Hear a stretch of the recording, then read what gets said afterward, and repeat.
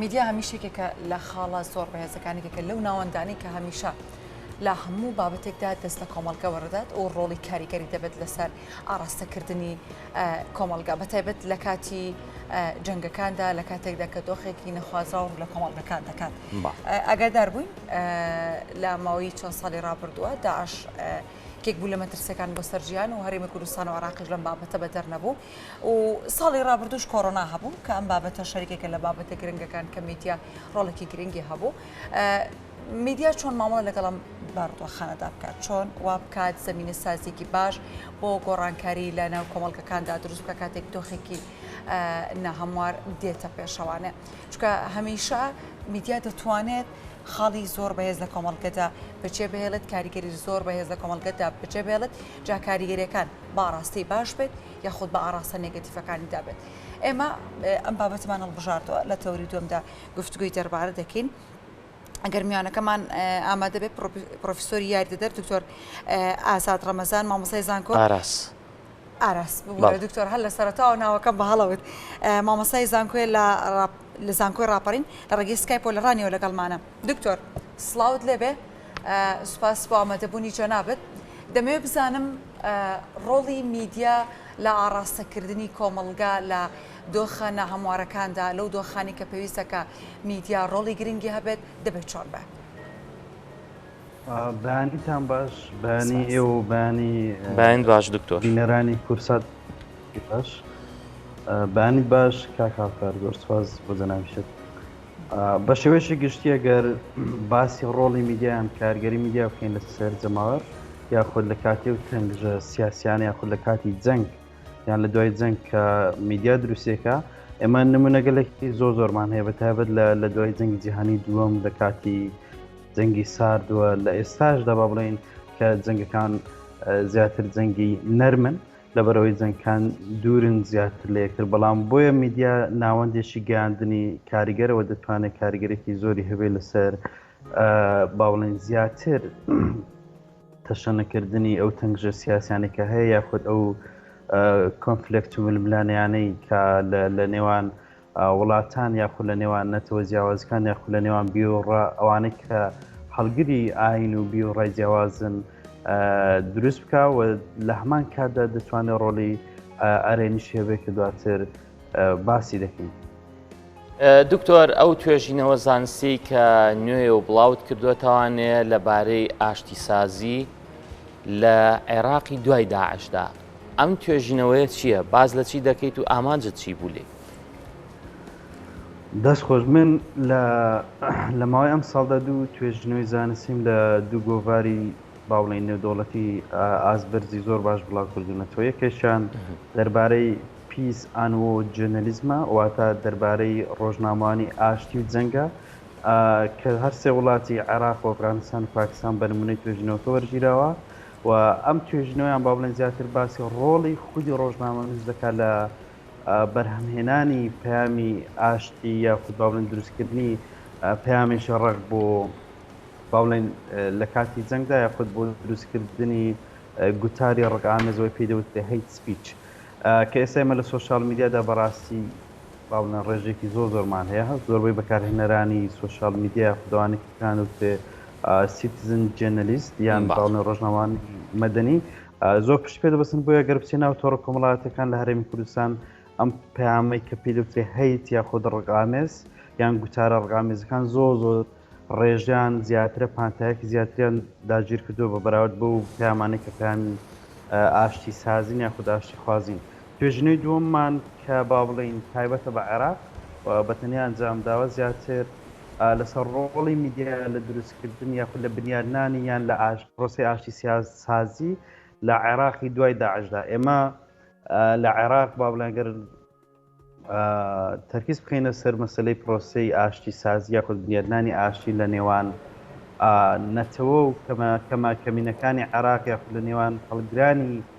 بیوڕاجیاوازەکان لە عێراقدا مێژوەکەی دەگەڕێتەوە بۆ سەرەتای دروستکردنی دەوڵەت عێراق لە ساڵی 1920ەوە هەتا ئەوڵم بە چەند خۆناغێک و هەتا دەگاتە با بڵێن پرۆسی ئازادی عێراقیش ئەم ململانێ زیاتر گەشە پێدرێ. بۆیەشە ئەوەی کە لە میدیا دەمیێنرێت لە دوای پرۆسی ئازادی عێراقەوە زیاتر با بڵین ململانەی مەسحەبی با بڵین دروست دەبێتەوە سەر هەڵداتەوە گەشە دەکا و لە دوای ساڵی 2014 شۆ کاتێک کە دەوڵەتی ئیسلامی بەناو داعش با بڵین بەشێک لە شارەکانی عێراق داگیر دەکا و بەشێک لە سووریا داگیر دەکا و لە عێراق با بڵین کەناڵی تایبەت بخۆیان هەیە و جگە لەوەش با بڵین زۆر جار بێ ئاگایی میدیا عێراقیەکان وای کرد کە هێزێکی زیاتر بدا بەو گروپە تێرۆریستیانە بۆ بڵاوکردنەوەی ئەو پەیامە تیژانێکی پەیانە و لە دوای با بڵین کۆتایی هاتنی داعش لە دیسێمبەری 2017ەوە هەتا ئێستا با بڵێن میدیای عێراقی بە شێوەشی گشتی هەم میدیای ئیقلیم هەم میدیای نێودەوڵەتیش با بڵێن بەپێ و دەرەنجامێکی پێژنەوەکە من پێگەشت و ئەوەندەی کە تەرکیزیان یان فۆکەسیان لەسەر بڵاوکردنەوەی با بڵێن پەیام و هەواڵ و زانیاریە ڕەقەکان هەبوو یاخود ئەوانەی پێوەستن بە نوتیژی و کۆمپلێکسەکان ئەوەندە پامی ئاشتی سازی و ئاشتی قازیان بڵاو نەکردێتەوە. باشە دکتۆر فۆکسێکی باشت لەسەر کاری میدیا هەیە لە بەتابەت لە کاری جیاوازەکاندا دەبێت بزانم تۆ چۆن میدیای کوردی و عراقیت بینی لە کاتی هاتنی داعشدا توانیان ئەو ئەرکە سەحافی خۆیان کە هەیە بوو جێبەجێ بکەن یاخود ئەوەی بە ئاڕاستە دابران یاخود چۆن بینیت کارەکانی ئەوانە چۆن بینی لەو کاتەدا؟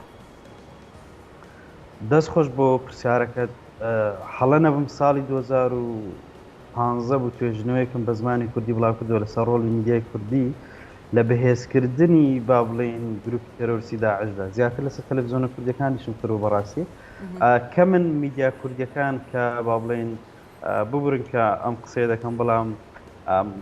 ئێمە زۆر جار با بڵێن ئیشکالێکمان هەیە لەسەر مەسلەی پرۆفیشنالیزم بوون یعنی با بڵێن ئەوانەی کە خەڵکی پرۆفیشناڵن دامەزراوەکانی میدیا بەڕێوە دەبن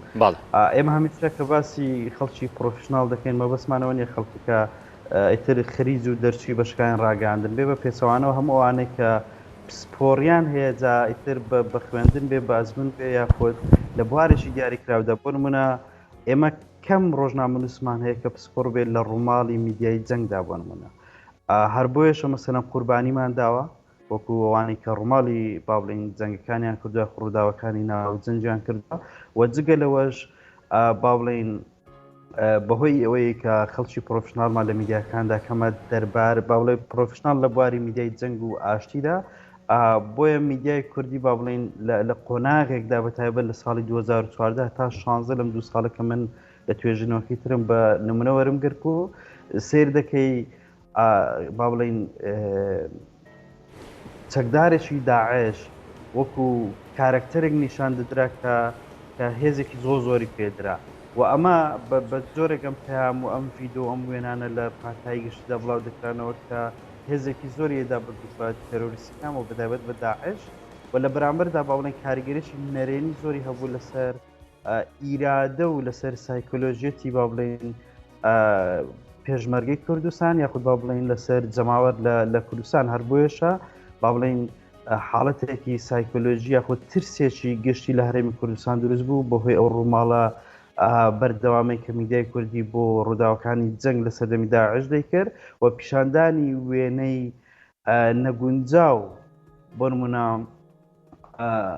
لە سێدارەدانی با بڵێن مرۆڤ یان لە قەفەزکردنی مرۆڤ یان زۆر ڕووداوی ترکە ئێمە هەمومان بینیمانە بەداخەوە ئێمە خۆمان وەکو میدیای کوردی بووین بە بەشێک لەوەی کە کاریگەریشی نەرێنیمان هەبێت لەسەر ئیرادەی با بڵێن پێشمەرگەکانمان لەسەر ئیرادەی جەماوەر لە هەرێمی کوردستان هەرچەندە دواتر با بڵێن وەزارەتی پێشمەرگە وەزارەتی ناوخۆلانەکانی تر با بڵێن سنوورێکیان بۆ ڕووماڵکردنی ڕۆژنامەنووسانی کوردستان لە میدیاکاندانا بەڵام ئەمانە دەبە هەر لە بیداتەوە با بڵێن لەسەرتای ئەم جنگانەوە پێویستە دامەزراوەکانی میدیا وەکو پرۆسەیەکی با بڵێن نیشتیمانی هاوکار بن لەگەڵ حکوومەت لەگەڵ هێزە نیشتیمانیەکان بۆ ئەوەی کاریگەری نەرێنیان نەبێت لەسەر با بڵێن ئەو ڕووداوانە یاخود ڕووداوەکانی جەنگکەڕودن یاخود لەسەر سایکۆلۆژیای گشتی لە وڵاتدا بە شێوەیەکی گشتی. باشە دکتۆر کەواتە توانین بڵێن میدیای کوردی لەو کاتەدا کەوتە هەڵەوە؟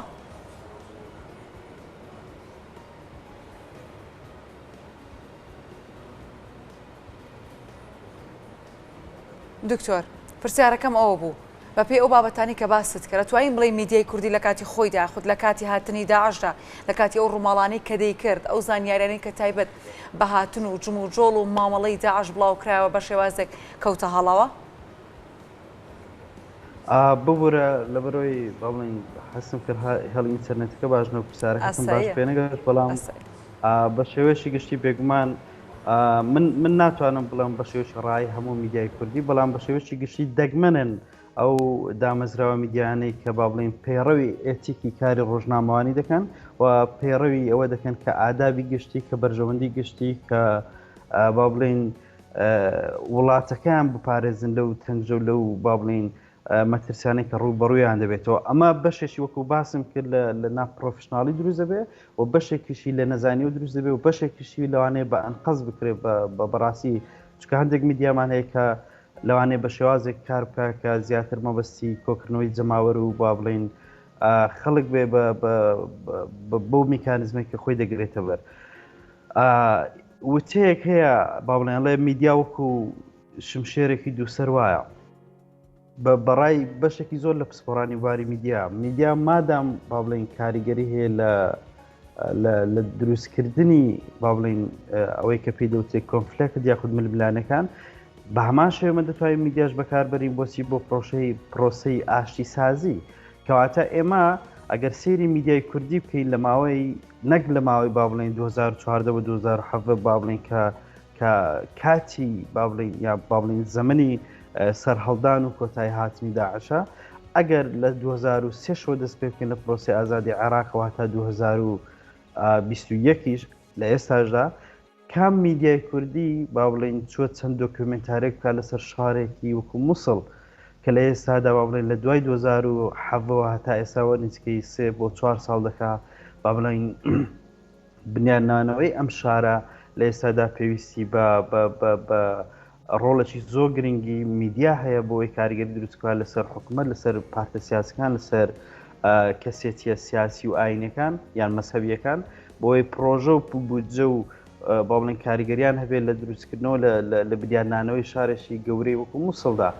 ئێمە لە مووسڵ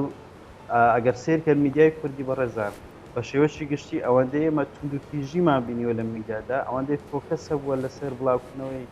جەنگ و تەقینەوە و کوشتن و ئەم هەواڵەرخانە کەمتر با بڵین کارمان لەسەر فیچەرەکان یا با بڵین ئەم چیرۆکانە کرۆ دکتۆر یەک شت بابەسەرماناتیە نەپەڕێ هەڵبات هەمومان دەزانین میدیا پرۆسەیەکی خاوە و کاریگەریەکانی یەکسەری و ڕاستەوخۆ دانانێت زۆبێ هەرە زۆری کاتەکان لە عێراقا لە هەرێمی کوردستان هۆشیاری خەڵک ئەوەندە بەرزە کە بتوانێت لە ڕێی میدیاوە کاریگەری بتوانرێت لە ڕێی میدیاوە کاریگەری بکرێتە سەر بۆ ئەوەی ئاشتیەک لەم وڵات و لەم مەملەکەتەدا بەرقەرار بێت کە چیتر ئەزمونونەکانی ڕابردوو دووبارە نەبنەوە کە چیتر دراوسێ پەلاماری دراوسێ نەدات لەسەر تعریفە و ناوە و پێناسە جیاوازەکانی مەزهەبی بێت تایفی بێت نەتەوە بێت زمان بێ یاخود ڕنگ بێت زۆر سپاس کاکار بۆ پرسیارەکەت بێگومان لەبەرەوەی میدیا با بڵین ناوەندێکی گەیاندنی جەماوەریە وەکو باسمان کرد و لە ئێستادا میدیا با بڵێن بەڕاستی کاریگەرێکی زۆری هەیە لەسەر تێگەشتنی خەڵک ئێمە تیۆری زۆرمانەیە کە من نامەوێت لێرە بەڕاستی ئاماژەی پێ بدەم یاخود باسی بکەم بەڵام ژیان ئێستا لە ناو سکرینەکاندا لە ناو شاشەکاندا خەڵک یعنی ژیانی کۆمەڵایەتی ژیانی با بڵێن سیاسی یعنی ژیانی تیجاری هەموو شتێکی هێناوەتە ناو سکرینەکان ناو شاشەکانەوە یعنی بە شێوەیەکی گشتی سکرین مەبەستمان کە لە میدیایە دەتوانین بە شێوەیەکی گشتی جام مۆبایل بێت تەلەڤیزیۆن بێ یاخود ئایپاد بێ هەر شتێکە بێ کاریگەریشی زۆری لەسەر مێنتاڵەتی با بڵێن خەڵکێ لەسەر بیرکردنەوەی خەڵکەیە هەر بۆیەشە با بڵێن یەکێک لەو گریمانانەی کە زۆر بازەکرێ ئەوەیە کە میدیا دەتوانێت کاریگەری زۆری هەبێت لەسەر دروستکردنی معریفەی گشتی لە کۆمەلگاکاندا و ئێمە بیرمان نەچێ ئەم ململانەیانی کە لە عێراقدا هەبوو بە چەشنێک با بڵێن ململانێ بوونە کە جیاواز بوون لە ململانەی نەرمی دیموکراسی خوازانەی کە با بڵێن لە نێو کۆمەڵێک نەتەوە و با بڵێن مەزهەب و بیربۆچوونی جیاواز لە هەندێک وڵاتی تردا هەیە ئێمە گە بگەڕێنەوە بۆ مووسڵ لە 2014 کە مووسڵ داگیر دەکرێن لە داعش و دەبینین بۆ نمونە ئەو ئەمانەی کە مەسیحین باشە کریسیانەکان ئێستاش لە گۆگل سێر کە با بڵین لەسەر زۆربەی ماڵەکانیان نووسرا بوو نون مەبەستیان لە نەسخانیەکە بووە وەکو ئەملاکی دەوڵەتی ئیسلامی داعش با بڵین سەیریان دەکردن هەر لەوانێ دراوسەکەی نووسیبێتی دوکتۆر نانە ئەمە مۆری ڕسمی ئاخر مەبەستم ئەوەیە بۆی ئەو هەر دراوسی خۆی بۆ چۆتە ناو دەوڵەتی ئیسلامی بە ناو دەوڵەتی ئیسلامی داعشەوە ئەو کاری کردبێن بەسم لەو خاڵێ بێگومان ئەگەر سەیری مەسیحیەکان کەین بۆ نمونە ئۆپشنیان هەبوو هەڵبژاردەیان هەبوو دەیانتوانی فیدیە بدەنیان مەسەلەن بڕۆن بەڵام ئەگەر سەیری ئێزیدیەکان بکەین مەسەلەن لە هاتنی داعش باشە کە با بڵێ هیچ هێزێکی بەرگری پاراستنیان نەبوو و حکوومەتی هەرێمی کوردستانیش بە شێوەیەکی گشتی توانی بەرگریەکی باشان لێ بکە هەر بۆیە دەبینین با بڵین یەزیدیەکان بۆ نمونە هیچ ئۆپشنەکان نەبوو ئۆپشنەکان ئەو بوو کە ژنوماڵ و منداڵەکان بکرێ بە کۆیلەیەکی سێکسی لە بازارەکان بکڕشنەوە پیاوەکانیان بکوژرێ ئێمە ئەیستا ئەگەر بێن لە میدیادا ئاشتەوایی دروستکەین لە بینی سونە و شیعە لە بینی یەزیدی و موسڵمانەکان لە بینی مەسیحی و یەزیدی و موسڵمانەکان لە بینی فەیلەکان لە بینی کەمەنەتەواتەکانی کە لە بینی کاکەی و هەموو ئەو چواردە کەمەنەتەواتی کە لە عێراقدا هەیە ئەمە ناڵم ئەرکێشی ئاسانە وەکو جەنابیشت باسی کرد بێگومان پێویستی بە پلانێکی استراتیژی درێژخایان دەبێت ئەمە پێویستی بۆ دەبێت کە حکوومەتی عێراقی حکوومەتی هەرێمی کوردستان و وەزارەتەکانی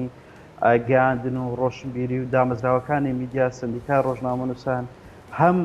باوڵێن کۆمەڵێک کۆدی ئێتیکیمان هەبێت کە ڕۆژنامەنووسان لێلا نەدەن و جگە لەوە هەم وەکو جەنابیشت باسی کرد دووبارە ئاماژە پێدەمەوە پرۆژێکی درێژخایانی استراتیژی نیشتیمانی هەبێت بۆی میدیا کاری لەسەر بکە بۆ بنیان نانەوەی با بڵین ئەو ململانی و تەنگژەیە کە دروستی کردووە بۆ چونکە بەشێک لەوەی کە دروست بە بەڕێزان میدیا دروستی کردو چونکە خەڵک بۆ نمونە ئەگەر میدیا نەبێ من چوزانم بۆ نمونە لەسەر ماڵی مەسیحیەکانی مووسڵ نونەکە نووسراوە نەسرانیەکە نووسراوە هەر بۆیە با بڵین میدیا دەتوانێت بە هەمان شێوە ڕۆڵی هەبێت لە دروستکردنەوەی ئەم ئاشتی سازیەکەمە باسی باشە دکتۆر باسی بابەتی گرنگتان کرد میدیا چۆن بتوانێت ئاشتی سازی لە کۆمەڵگەدا بەدەستبێنێ دۆخی ئێستا عێراق وازە حەبوار هەمومان و هەرێمی کوردستانیش بەڵام هەرێمی کوردستان تا ڕادێک هەدەترە و بانگەشێڵ بژاردن هەیە دۆخی عێراقیش دۆخێکی تا ڕادێک شپرسە میدیا چۆن دەتوانێت ئاشتی سازی لە کۆمەڵگەیەکی لەم شێوەیەدا دروست بکە ئەرکی میدیا قورستر نابێت ئێمە بە شێوەیەکی گشتی با بڵین چەشنێک لە میدیامان هەیە تا ڕادەیەکی زۆر ئێوە لە کورسات تقریبا من تێبینیم کردووە پێڕەوی لێ دەکەن زۆرێک لە ڕۆژنامەنووسیمان هەیە با بڵین فۆرمێکی نوێ ڕۆژنامەنووسیمان هەیە کە پێی دەوترێ پەبلیک ئینترێست جۆرنالیزم بە مانای ڕۆژنامەوانی بەرژەوەندی گشتی دێ ئەمە وا دەکات کە ڕۆژنامەنووسەکە بۆ خۆی کە ڕۆژنامەنووسە باوڵین پێویستە هەم کەسێکی پرۆفشناڵ بێ لە بارەکەی خۆیدا و هەم کەسێک بێ پەیڕەوی ئادابی گشتی پەیڕەوی ئێتیکە ڕۆژنامەنووسی پەیڕەوی بەرژەوەندی گشتی بکات لە کۆمەڵگاکەیدا ئێمە ئەگەر هاتین با بڵین ئەم فۆرمە لە چەشنی میدیامان هەبوو با بڵین کارمان کرد لەسەر پاراستنی بەرژەوەندی گشتی ئەو کاتە دەتوانین لە ماوەی 5 ساڵە 10 ساڵە 20 ساڵە ئەم پرۆسی ئاشتی سازی دروستکەین کە بە پێچەوانەوە کارمان لەسەر کردووە ئەمە گرنگترین شتەکە میدیا خۆی بیکە و ڕۆژنامەنووس بیکە و جگە لەوە حکوومەت پێویستە هاوکار بێ پرۆژەی هەبێت سپۆرتی میدیاکان بکە بۆی ئەم پرۆسی ئاشتی سازیە زیاتر یاخود با بڵێ خراپتر گەشت پرۆفیسۆری یاریدەدەر دکتۆر ئاراز ڕەمەزان مامۆسای زانکۆی ڕاپەڕین سوپاس کە لە ڕانیەوە لەگەڵمان نبووین.